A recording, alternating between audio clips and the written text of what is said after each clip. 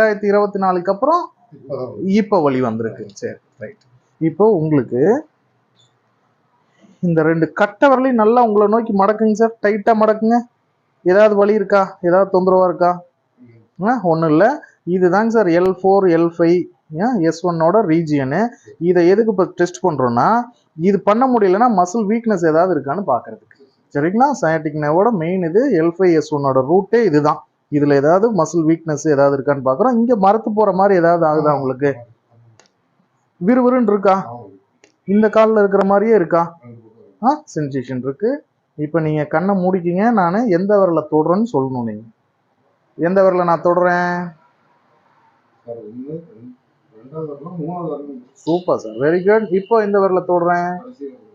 Super sir. இந்த காலில்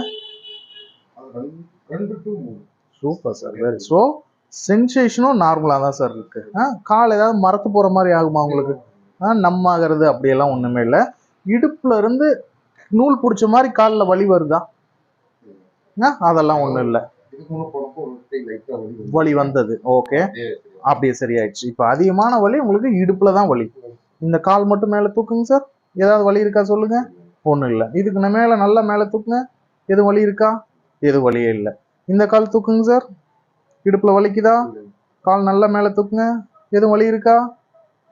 ஒன்றுமே இல்லை. So super sir. So disk bulge sciatica மாதிரி எல்லாம் ஒன்றும் இல்லை. ஃபுல்லாக டெஸ்ட் பண்ணி பார்க்குறேன். உங்களுக்கு அந்த மாதிரி ஒரு நூல் பிடிச்ச மாதிரிலாம் வலிக்கல இல்லைங்களா? அதனால அது ஸ்கேன் எடுத்தாலே அதில் டிஸ்க் பல்ஜுன்னு இருக்கும். அதனால பயப்பட வேண்டாங்க சார். அது சரிங்களா? அந்த பல்ஜுக்கு தான் நம்ம இந்த ட்ரீட்மெண்ட் பண்ணுறோம். இதுக்கப்புறம் நான் சொல்லித்தர எக்ஸசைஸை நீங்கள் ரெகுலராக பண்ணணும். சரிங்களா? அந்த எக்ஸசைஸ் தான் நிரந்தர தீர்வு திரும்ப வராமல் இருக்கிறதுக்கு. இப்போ 18 வருஷத்துக்கு அப்புறம் எங்கிட்ட வந்தீங்க, அதுக்கப்புறம் வலியே வராமல் இருக்கிறதுக்கு உங்களுக்கு நல்லா கொஞ்சம் ஸ்ட்ரென்தனிங். சரிங்களா? புரதச்சத்தும் ரொம்ப முக்கியம். புரோட்டீன் ஃபைபர் கண்டென்ட் நிறைய எடுத்துக்கணும். ஸ்ட்ரென்த் ட்ரைனிங் நல்லா பண்ணிக்கணும். எந்த வேலை செஞ்சாலும் உங்களுக்கு தொந்தரவு இல்லை. அந்த டிஸ்க் பல்ஜை பற்றி பயப்பட வேண்டாம்.